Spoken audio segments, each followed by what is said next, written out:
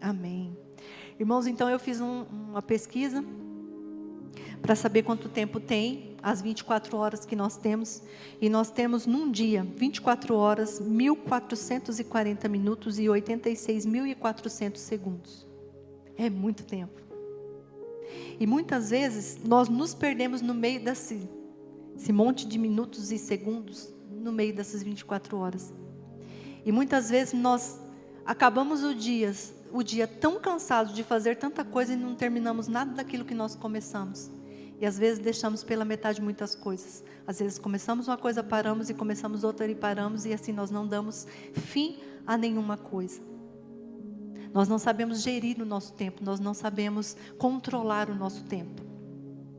E quando nós pensamos nisso, uma coisa muito preocupante vem ao nosso coração, porque se nós não estamos conseguindo gerir aquilo que nós temos que fazer no nosso dia a dia, no nosso trabalho, na nossa casa, com a nossa família, nós estamos tendo tempo para ler a palavra, para meditar na palavra, para ter um tempo com o Senhor? Ou será que durante toda a semana, a gente passa uma semana atribulada, né? Eu não sei, só se você for um anjo para não ter uma tribulação no meio da semana. E nós passamos uma semana tão corrida que nós nos esquecemos às vezes até de pegar a palavra, de ver o que o Senhor quer falar conosco na palavra, e a gente vem para o culto e chega no culto até atribulado, atrasado, esbaforido, e senta aqui, e depois na hora do louvor oramos e pedimos: encha-me, Senhor. Nós temos que aprender a remir o nosso tempo a cada dia. Se nessas 24 horas nós temos tudo isso de minutos, de segundos, nós temos que saber dividir o nosso tempo de forma que nós tenhamos tempo para todas as coisas. Nós sabemos que os dias são maus, então nós temos que aproveitar bem o tempo que nós temos para fazer aquilo que o Senhor requer de nós em todo o tempo e a todo momento. Nós precisamos usar bem o nosso tempo e construirmos a nossa vida aqui, pensando que a nossa vida aqui, ela ecoará na eternidade. Tudo que eu faço com o meu tempo aqui, ela vai refletir no meu futuro e vai refletir também na eternidade. Tudo aquilo que eu planto hoje, no presente, é aquilo que eu vou colher ali no futuro. É aquilo que eu vou colher lá na eternidade. Então, o que nós temos plantado? Como nós temos regado isso que nós temos plantado? E o que nós vamos colher ali no futuro? E o que nós vamos colher na eternidade? Então, que não nos esqueçamos que o que fazemos aqui ecoará para toda a eternidade. Às vezes, o tempo que às vezes a gente fala que a gente gasta o tempo, mas a gente não gasta, a gente aproveita o nosso tempo com o Senhor. Aproveite o tempo que você tem para ler, para meditar ao Senhor. Aí você pode me dizer assim: mas meu dia é muito corrido. Você não sabe que eu trabalho de dia, que eu tenho filhos pequenos, porque eu tenho que chegar em casa e fazer a janta, porque a janta é o almoço de amanhã, e eu tenho que fazer isso, que eu tenho que fazer aquilo e aquilo outro, e eu sou a primeira a levantar e a última a deitar, e você não sabe do meu tempo. Mas o Senhor sabe que no meio de todas essas suas tarefas do dia a dia, um tempinho você pode tirar para estar com o Senhor. Se não é nas suas primeiras horas do dia, se não é no meio do seu dia, pode ser no final do seu dia. Mas não deixe de ter um tempo com o Senhor. Irmãos, vocês já pararam para pensar que se no outro dia você acordasse somente com aquilo que você agradeceu um dia antes de ter ao Senhor, com que você acordaria no outro dia? O que você teria nas suas mãos no outro dia que você agradeceu? Hoje eu agradeço ao Senhor, e amanhã eu levanto, e tudo que eu agradeci ao Senhor hoje eu tenho, mas se eu não agradeci por nada hoje, amanhã eu vou ter o quê? E se o Senhor voltar essa noite, né? Para onde iremos? O que nós fazemos aqui tem um peso enorme na eternidade com Deus. Salmo 90, vamos ler primeiro lá Eclesiastes, que eu nem li, né? Só abri e falei. Vamos lá, vocês abriram o Eclesiastes capítulo 3 e nós vamos ler alguns versículos aqui, do 1 ao 8, diz assim: tudo tem o seu tempo determinado e há tempo para todo o propósito debaixo do céu. Há tempo de nascer, há tempo de morrer, tempo de plantar e tempo de arrancar o que se plantou, tempo de matar e tempo de curar, tempo de derribar e tempo de edificar, tempo de chorar e tempo de rir, tempo de plantear e tempo de saltar de alegria, tempo de espalhar pedras e tempo de ajuntar pedras, tempo de abraçar e tempo de afastar-se de abraçar, tempo de buscar e tempo de perder, tempo de guardar e tempo de deitar fora, tempo de rasgar e tempo de coser, tempo de estar calado e tempo de falar, tempo de amar e tempo de aborrecer, tempo de guerra e tempo de paz. O versículo 11 nos fala assim: tudo fez Deus formoso ao seu devido tempo. Também pôs a eternidade no coração do homem, sem que esse possa descobrir as obras que Deus fez, desde o princípio até o fim. Amém? A palavra do Senhor vai nos dizer aqui que há tempo, sim, determinado para cada propósito debaixo do céu.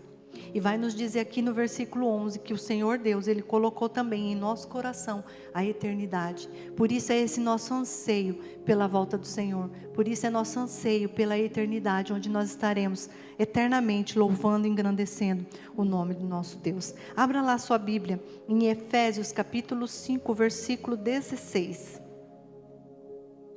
Efésios capítulo 5, 16. Diz assim: aproveitando bem o tempo, porque os dias são maus. Nós temos que aproveitar bem o nosso tempo, o tempo que nós temos aqui, porque nós sabemos que os dias são maus. Salmos 90, Salmo de número 90, versículo 12, ele vai nos dizer assim: ensina-nos a contar os nossos dias, de tal maneira que nós alcancemos corações sábios. Que possamos pedir ao Senhor que nós estejamos contando todos os nossos dias, de tal maneira que nós possamos alcançar esse coração sábio que reme, que guarda o seu tempo, que trabalha com o seu tempo, que sabe gerir o seu tempo de forma sábia, de forma concreta. Eclesiastes 3:11 que nós lemos aqui diz que Deus fez tudo formoso ao seu tempo. Então nós temos tempo para todas as coisas e tempo também para o Senhor. Então, se você não tem esse tempo seu, durante suas 24 horas, seus 1.440 minutos, seus 86.400 segundos, que a partir de hoje você comece a arrumar um tempo para estar na presença do Senhor, para estar meditando na palavra do Senhor e para ter um tempo precioso com o nosso Deus. Mas nós sabemos também que o tempo, ele é implacável. Se nós olharmos lá para o relógio, já são 8:55. E o tempo corre. E o tempo passa. E o tempo vai. Quem tem criança pequena, quando você olha, seu filho já cresceu, você fala, mas eu nem vi essa criança crescer. Aonde eu estava quando essa criança cresceu?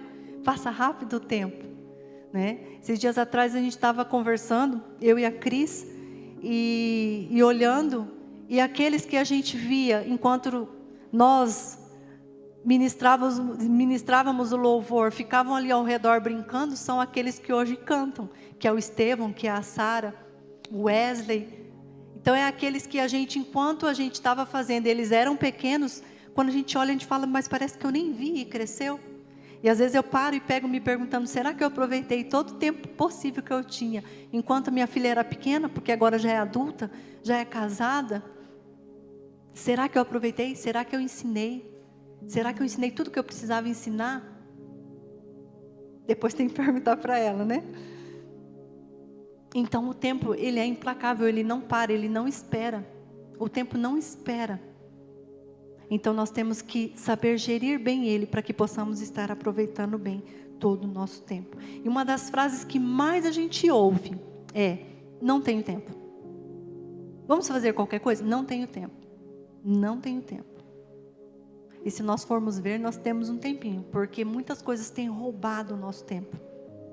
Se nós pararmos para analisar e formos contar, né, formos ver quanto tempo a gente passa, ou na frente de uma televisão, ou na frente de um computador, ou na frente de uma rede social, na frente de um celular, nós vamos ver que são tempos preciosos que nós estamos jogando pelo ralo, que nós estamos desperdiçando, e nós não temos aproveitado, ou na presença do Senhor, ou com os nossos filhos, ou com a nossa família. E nós temos que cuidar muito com isso, porque muitas vezes trabalhamos o dia todo, temos tantas tarefas, chegamos em casa, o filho quer a nossa atenção, e a gente fala, eu não tenho tempo agora. Às vezes a esposa quer conversar, o marido quer conversar e você fala, eu não tenho tempo agora. Essa é uma das frases mais demoníacas que existe. Não tenho tempo. Porque nós temos que aprender a gerir o nosso tempo e ter um tempo de qualidade com aqueles que nós amamos e com o Senhor. E quando nós não sabemos gerenciar esse nosso tempo, quando nós não sabemos calcular bem tudo, quando nós não sabemos remir o nosso tempo, porque os dias são maus, nós caímos num erro muito grande, que a maioria das pessoas cai, e que isso pode gerar um conflito muito grande, que é a procrastinação, que é deixar para depois eu faço, agora eu não tenho tempo e depois eu faço. E às vezes a gente cai nesse grande mal da procrastinação, e acaba deixando para trás tudo aquilo que é importante, colocando aquilo que é urgente na frente. Que possamos saber entender, e que possamos colocar tudo aquilo que é prioritário, e não aquilo que é urgente. Porque tudo aquilo que é urgente, é aquilo que eu não fiz num tempo hábil. E quando nós vivemos tão preocupados, quando nós vivemos sem saber remir o nosso tempo, sem saber controlar isso, nós podemos ter 3 problemas. O primeiro deles é o estresse. Quando você faz muitas atividades, quando você faz muita coisa e não tem tempo para nada, você acaba ficando estressado. E o estresse, ele é o excesso do presente, o excesso de coisas que eu tenho para fazer no presente. E quando isso não acontece, e a minha preocupação é pelas coisas que ficaram lá atrás, esse excesso se chama depressão. Aí eu fico com a depressão por causa do excesso do meu passado. E quando eu tenho uma preocupação muito grande com o meu futuro, eu tenho uma ansiedade. Uma ansiedade é o excesso do futuro que ainda nem chegou. Então olhe para você nessa noite e veja se você está vivendo, se você está produzindo em você o mau uso do tempo, o estresse, que é o excesso do presente, a depressão, que é o excesso de pensar no passado. Por que eu não fiz diferente? Por que eu não fiz isso? Por que eu não fiz aquilo? Por que eu não aproveitei bem o meu tempo? Por que isso? Por que aquilo? Você acaba vivendo numa depressão profunda. Ou o excesso do futuro, que se chama ansiedade, por aquilo que ainda nem aconteceu. E quando nós confiamos no Senhor, nós sabemos que todas as coisas cooperam para o nosso bem. E nós sabemos que quando o nosso futuro, quando a nossa vida está no Senhor, nós podemos descansar. Porque o Senhor nos diz assim, trazei até mim os seus fardos que são pesados e pegai o meu que é leve. Então que possamos depositar toda a ansiedade aos pés do Senhor e saber que Ele tem cuidado de nós. E quando nós falamos nessa procrastinação, o maior pecado da procrastinação é daquele que se demora a aceitar o Senhor, a se decidir pelo Senhor Jesus, a seguir o Senhor Jesus. E nós vamos ver 3 exemplos de pessoas que fizeram isso. Então eu convido você para abrir a sua Bíblia lá em Lucas capítulo 9.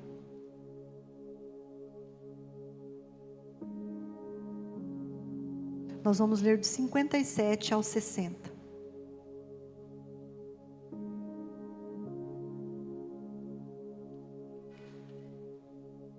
Enquanto você abre, eu vi uma pesquisa de 2012, de alguns cientistas, e essa pesquisa, elas foram procurar descobrir por que as pessoas adiavam as atividades que elas tinham que fazer no seu dia a dia, por que elas procrastinavam as suas atividades. E essa pesquisa, ela foi feita no Brasil, com 4.102 pessoas de 22 estados. E o resultado dessa pesquisa foi exatamente assim. 97,4% das pessoas admitem adiar as suas atividades no seu dia. Um levantamento dessa pesquisa, de uma empresa especializada em produtividade, também apontou as tarefas que os brasileiros mais empurram com a barriga nos últimos meses. E quais seriam? Vamos ver se a gente faz isso. 68% dos brasileiros adiam começar exercícios físicos ou fazer exercícios físicos. 64,5% leitura. seja da palavra, seja de qualquer outro tipo de leitura. 52,7% das pessoas adiam o cuidado com a sua saúde. E 46,8% das pessoas, elas adiam um planejamento financeiro na sua vida. Olha só, as 4 áreas que as pessoas mais procrastinam, as 4 áreas que as pessoas mais adiam, né, em se consertar. E o primeiro de todos é o exercício físico. Ninguém gosta de fazer exercício físico, né, mas é importante para a saúde. Não diz que você, se fizer exercício físico, você vai prolongar os seus dias de anos, porque é o Senhor que sabe quantos dias nós temos aqui na terra. Mas esses exercícios físicos e cuidar da saúde e da alimentação vai nos dar uma melhora na vida enquanto aqui vivemos. Então, o exercício físico não é para me dar 50 anos a mais, mas é para eu viver todos os anos que o Senhor me der aqui com saúde, né? Poder cuidar dos netinhos. Mas é por isso que nós precisamos fazer exercício físico. Então, desse levantamento, olha só, 68% não gostam de exercícios físicos, então ficam adiando. 64,5% adiam a leitura. 52,7% a saúde. E o planejamento financeiro, 48,5%. Agora nós vamos ver como isso nos afeta. Como nós vimos aqui, se formos analisar todas essas coisas relacionadas com a mordomia que o Senhor requer de cada um de nós, nós perdemos aqui a mordomia do tempo, sem tempo para ler a palavra de Deus. Nós perdemos aqui a mordomia do corpo, sem tempo para cuidar do meu corpo, que é o templo do Espírito Santo. E a mordomia financeira, não cuido das minhas finanças, não tenho recursos para contribuir com a obra do Senhor. Olha só que perigo nós procrastinarmos essas coisas. Então, que em nome de Jesus, essa noite, se alguém está vivendo assim, seja liberto nessa noite. Que você possa cuidar da sua saúde, que você possa ler a palavra do Senhor, que você possa estar fazendo um planejamento financeiro, né, para que nós possamos viver a mordomia do Senhor, a mordomia que o Senhor requer das nossas vidas. Muito bem, Lucas, capítulo 9, versículos 57 a 60, diz assim: Indo eles caminho fora, alguém lhe disse, deixa eu tirar o óculos que de longe eu não enxergo com ele, só de perto. Seguir-te-ei para onde quer que fores. Mas Jesus lhe respondeu, as raposas têm os seus covis, e as aves do céu ninhos, mas o Filho do Homem não tem onde reclinar a cabeça. O outro Jesus disse, segue-me. Ele, porém, respondeu, permita-me ir primeiro sepultar o meu pai. Mas Jesus insistiu, deixa os mortos a sepultar os seus mortos. Tu, porém, vai e prega o reino de Deus. A outro lhe disse, seguir-te-ei, Senhor, mas deixa-me primeiro despedir-se da minha casa. Mas Jesus lhe replicou, ninguém que tendo posto a mão no arado, olha para trás, é apto para o reino de Deus. Até aqui. Nós vemos aqui 3 pessoas. Enquanto Jesus estava caminhando, uma multidão seguia o Senhor, e essas 3 pessoas também acompanhavam o Senhor Jesus. E quando nós lemos ali, a palavra do Senhor fala que o primeiro homem chegou ao Senhor Jesus e disse assim, Senhor, eu te seguirei por onde fores. E Jesus respondeu, as raposas têm as suas tocas e as aves do céu têm os seus ninhos, mas o Filho do Homem não tem onde reclinar a sua cabeça. Por que será que o Senhor Jesus disse isso a esse homem? Quando Jesus disse isso para essa pessoa, ele quis dizer para essa pessoa toda empolgada, que chegou até ele e disse, Senhor, eu te seguirei para onde tu fores. O Senhor Jesus queria dizer para ele assim, pode me seguir, mas saiba que no meio do caminho haverá dificuldades. No meio do caminho haverá os tropeços, as pedras, os percalços, as tribulações, as dificuldades. Realmente você quer? Realmente você vai me seguir? Será na primeira dificuldade que você vai me abandonar? E assim é conosco. Muitas vezes o pastor faz o apelo e as pessoas vêm aqui à frente e às vezes as pessoas se derramam no altar do Senhor e aceitam o Senhor Jesus e elas saem daqui cheias. E amanhã, no outro dia, vem uma dificuldade. E a dificuldade do dia a dia vai fazendo com que essas pessoas desistam, do que essas pessoas vão ficando pelo meio do caminho. Então Jesus está aqui com isso, dizendo a este homem, dizendo a nós, venha e siga-me. Só que saiba que no meio do caminho haverá dificuldades. Mas o Senhor Jesus também nos disse, tem de bom ânimo, eu venci o mundo. Então com o Senhor Jesus nós podemos também vencer toda a dificuldade. Jesus com isso aqui queria dizer que a motivação é importantíssimo no início de qualquer tarefa. Aliás, sem a motivação, nada se inicia. Mas a motivação sozinha não sustentará, principalmente se ela for uma motivação errada, mal calculada e distorcida. Sempre que o ser humano se depara com o difícil, com o desagradável, com o que é desgastante, a tendência natural é ou procrastinar ou abandonar. Que nós possamos seguir ao Senhor Jesus, sem parar, sem procrastinar e sem abandonar o nosso Senhor, no primeiro percalço que vier sobre as nossas vidas. Quando o Senhor Jesus fala ali, quando aquele outro homem chega ali, e o Senhor Jesus diz para ele assim, segue-me. E ele fala assim, permita-me primeiro ir sepultar o meu pai. Quando nós lemos isso aqui, eu pelo menos quando eu lia, eu pensava assim, nossa, mas tem luto na casa, o pai está lá morto, por que Jesus não deixou ele lá sepultar o pai? O pai dele não estava morto. Não, porque senão ele não estaria seguindo o Senhor Jesus, ele estaria no velório do seu pai. Quando ele disse aqui para o Senhor Jesus, ele quis dizer assim, Senhor, eu vou te seguir, mas primeiro eu vou viver a minha vida, eu vou cuidar do meu pai, eu vou esperar ele morrer, eu vou receber a minha herança e depois eu vou te seguir. E muitas vezes é isso que acontece conosco. Quando o Senhor nos chama, a gente fala assim, Jesus, eu vou, mas primeiro eu tenho que fazer isso, e depois eu vou te seguir. Amanhã eu te sigo, hoje não, hoje eu tenho muitas atividades, hoje eu tenho muitas coisas para fazer.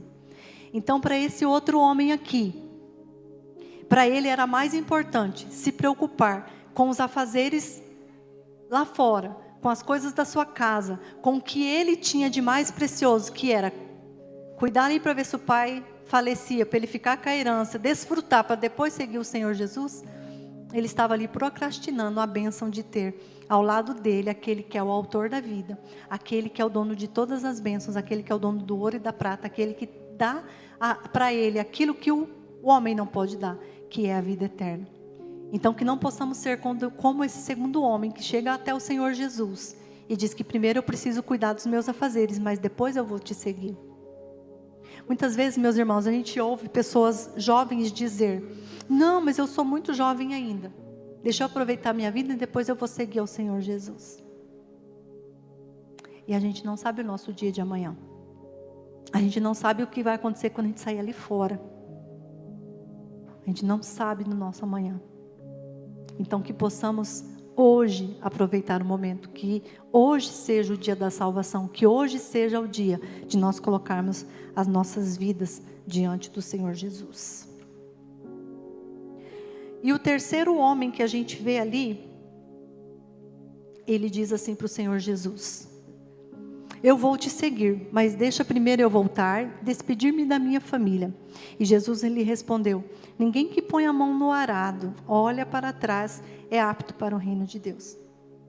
Então essa terceira pessoa aqui, esse terceiro candidato a seguir ao Senhor Jesus, assim como o primeiro, ele ofereceu seguir ao Senhor Jesus, mas a diferença dele para o primeiro foi que, daquele primeiro que estava tão empolgado, foi que ele disse assim, eu vou, mas primeiro deixa o que é urgente, eu cuidar do que é urgente, do que eu cuidar daquilo que é prioridade.